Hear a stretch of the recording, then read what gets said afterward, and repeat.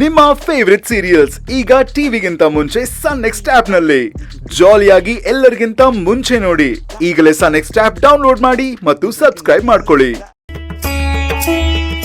ಬಹಳಷ್ಟು ಜನರ ಜೀವನ ಚಿಂತೆಗಳು ಕಷ್ಟಗಳಿಂದ ತುಂಬಿರುತ್ತೆ. ಚಿಂತೆ ಮಾಡೋದು ಅಂದ್ರೆ ಭಯ ಪಡೋದು. ಅಂಗಡಿ ಹತ್ರ ಬರೋಕ್ ಹೇಳಿದ್ರು, ಹೋಗು. ಸರಿ ಅಮ್ಮ. ಏಯ್ ನಿಂತ್ಕೋ. ನೀನ್ ತಿಂತೀಯ ಅಂತ ಬೆಳಗ್ಗೆನೆ ಇಡ್ಲಿ ಬೇಯಿಸಿಟ್ಟಿದ್ದೀನಿ. ನೀನ್ ಪಾಡಿಗೆ ನೀನ್ ಹೋದ್ರೆ ಇಡ್ಲಿನ ಯಾರೇ ತಿಂತಾರೆ? ಅಯ್ಯೋ ಮರ್ತೇ ಹೋಯ್ತು ಅಮ್ಮ, ತಿನ್ಬಿಟ್ಟೆ ಹೋಗ್ತೀನಿ.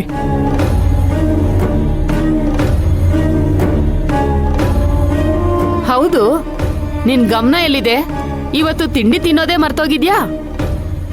ಮಂದಾರ ಮೇಡಮ್ ಅಪ್ಪನ ಬರೋಕ್ ಹೇಳಿದ್ದಾರೆ ಅಂತ ಹೇಳಿದ್ರೆ ಅವ್ರು ಯಾರು, ಯಾಕೆ ಬರೋದಕ್ಕೆ ಹೇಳಿದ್ದಾರೆ ಅಂತ ಪ್ರಶ್ನೆ ಮೇಲೆ ಪ್ರಶ್ನೆ ಕೇಳ್ತಾರೆ.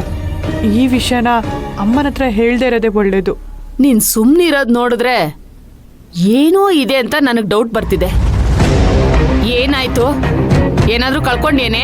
ಅಯ್ಯೋ ನಾನು ಏನೂ ಕಳ್ಕೊಂಡಿಲ್ಲ ಅಮ್ಮ.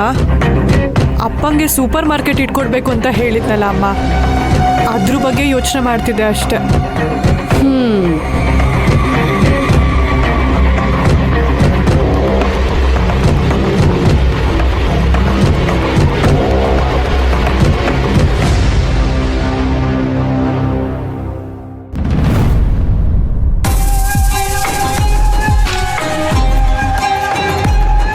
ನಾನಾಗಿದ್ರೆ ಒಬ್ಬ ಶ್ರೀಮಂತ. ಹೇ ಲಕ್ಷ್ಮಣ, ಕಾರ್ಗೆ ನೋವಾಗುತ್ತೆ ಅಂತ ತೊಳಿತಿದ್ಯಾ?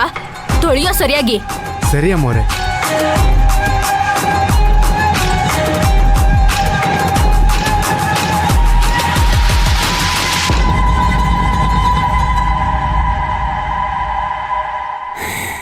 ಮಂದಾರಮ್ಮ ಅವರು ನಾನು ನೋಡಬೇಕು ಅಂತಿದ್ರು. ಹೆಂಗೋ ಇಷ್ಟು ದೂರ ಬಂದಿದ್ದೀನಿ, ನೋಡಿ ಮಾತಾಡಿಸ್ಕೊಂಡೆ ಹೋಗ್ಬಿಡೋಣ.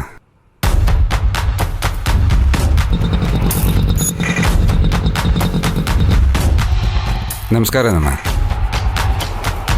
ಯಾರು ನೀವು? ಮಂದಾರ ಮೇಡಮ್ ಇದ್ದಾರಾ? ಮಂದಾರ ಮೇಡಮ್ ಅವ್ರನ್ನ ನೋಡಬೇಕಿತ್ತು. ಅವರು ನಮ್ಮಮ್ಮ. ಅವ್ರನ್ನ ನೀವ್ಯಾಕೆ ನೋಡಬೇಕು?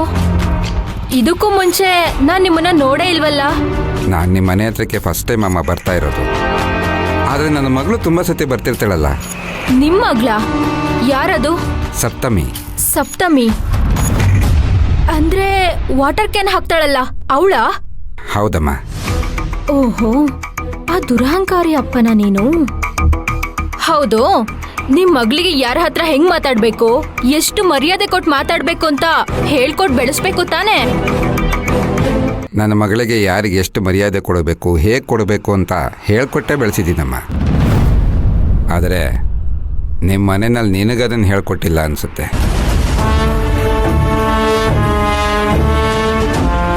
ಏನು ನನ್ನ ಹತ್ರನೇ ಕಿಂಡಲ್ಲ?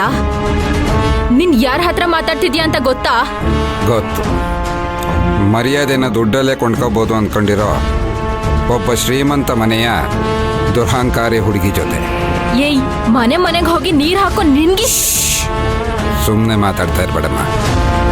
ಮಂದಾರ ಮೇಡಮ್ ಮನೇಲಿ ಇದ್ದಾರೋ ಇಲ್ವೋ ಹೇಳು, ನನಗೆ ಬೇಕಾದಷ್ಟು ಕೆಲಸಗಳಿದೆ.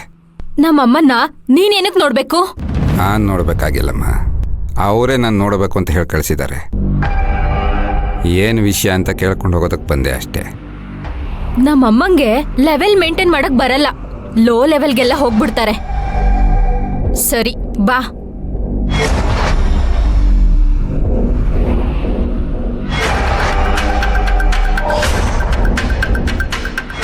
ಹಲೋ ಹಲೋ ಹಲೋ, ಎಲ್ಲಿಗೆ ಬರ್ತಿದ್ಯಾ? ಬಾಗ್ಲು ಓಪನ್ ಇರೋ ಮನೆ ಒಳಗಡೆ ನಾಯಿ ನುಗ್ಗೋ ತರ ಬರ್ತಾನೆ ಇದೆಯಲ್ಲ. ನಾನು ನಿಮ್ ಮಗ್ಳಿಗೆ ಚಪ್ಲಿ ಬಿಡೋ ಜಾಗದಲ್ಲೇ ಜಾಗ ಕೊಟ್ಟಿದ್ದೀನಿ. ನೀನು ಕೂಡ ಇಲ್ಲೇ ನಿಂತ್ಕೋಬೇಕು.